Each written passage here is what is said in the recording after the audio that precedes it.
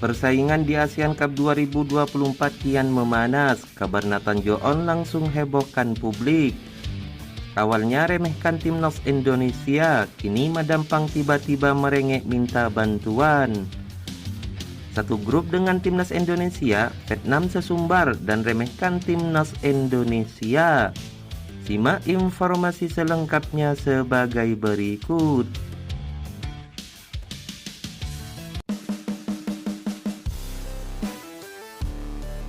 Mayoritas kontestan Piala AFF 2024 telah mengumumkan skuad masing-masing.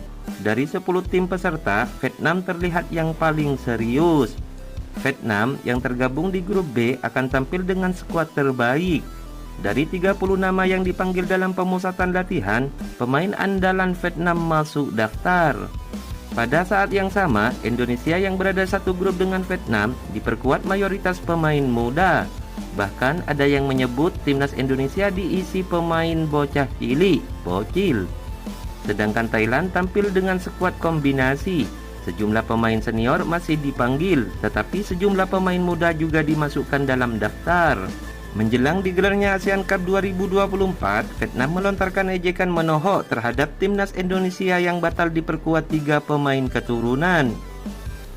Batalnya 3 pemain keturunan untuk tampil bersama timnas Indonesia membuat publik Vietnam kegirangan sampai melontarkan ejekan.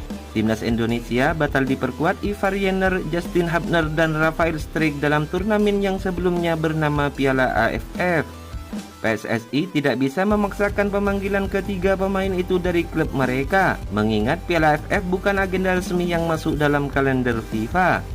Karena itu, PSSI tidak berharap terlalu banyak ketiga pemain tersebut bisa dilepas klub masing-masing dan pasrah jika ketiganya ditahan oleh klub. Kabar ini menjadi informasi yang menggembirakan bagi publik Vietnam, mengingat timnas Indonesia bersama para pemain keturunan sangat ditakuti ASEAN.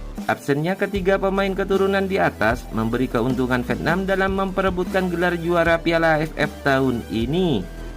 Akan tetapi, hal itu juga membuat mereka berani melontarkan ejekan dengan menyebut timnas Indonesia sudah hancur lebih dulu sebelum tampil di turnamen. Hanya karena tim besutan Sintayong tidak diperkuat 3 pemain keturunan andalan, hal itu akan sangat berpengaruh pada kekuatan Indonesia.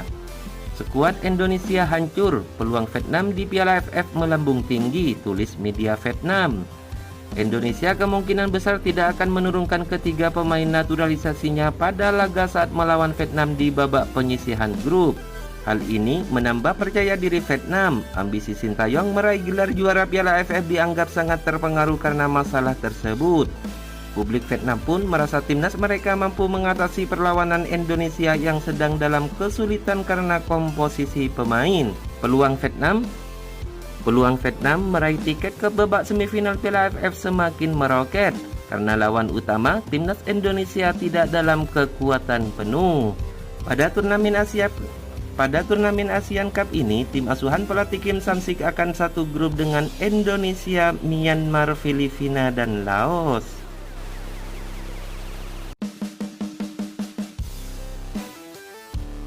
Lompatan kemajuan timnas Indonesia rupanya ditiru oleh negara ASEAN lainnya. Ya, Thailand meniru langkah PSSI mengambil pemain naturalisasi untuk memperkuat timnas Indonesia. Madam Pang yang belum lama ini berkunjung ke PSSI mengaku bangga dengan kiprah timnas Indonesia di putaran ketiga kualifikasi Piala Dunia. Madam Pang terkesan dengan kinerja PSSI era kepemimpinan Erick Thohir.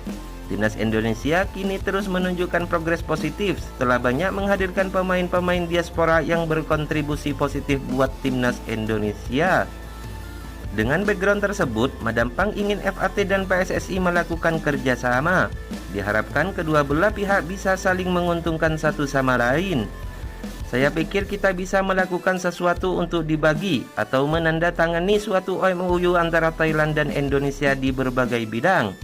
Dari hati saya yang paling dalam, saya secara pribadi sangat terkesan dengan kerja PSSI, ucap Madam Pang.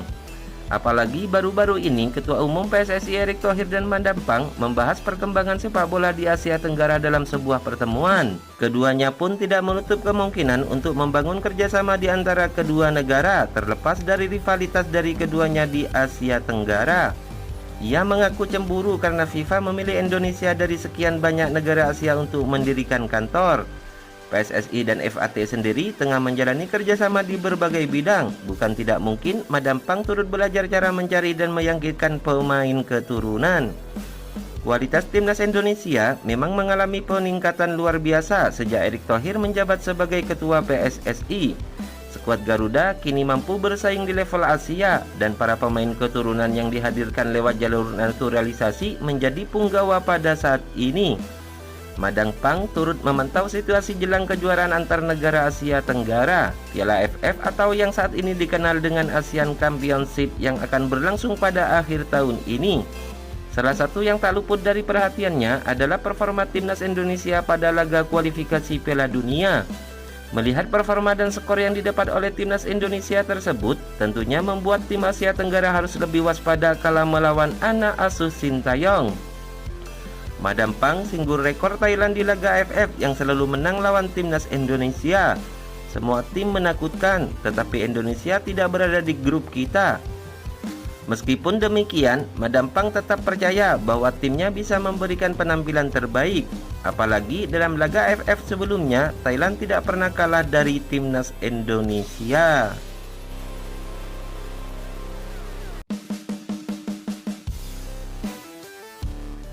Sebanyak 3 pemain abroad timnas Indonesia kemungkinan absen membela Garuda di Piala AFF 2024.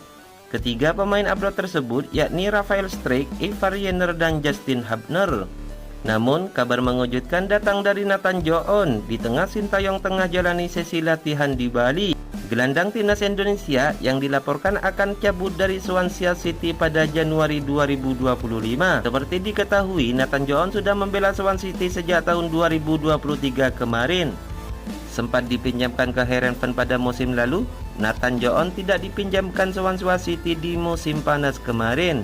Ia tetap bertahan untuk bermain di tim asal Wales tersebut.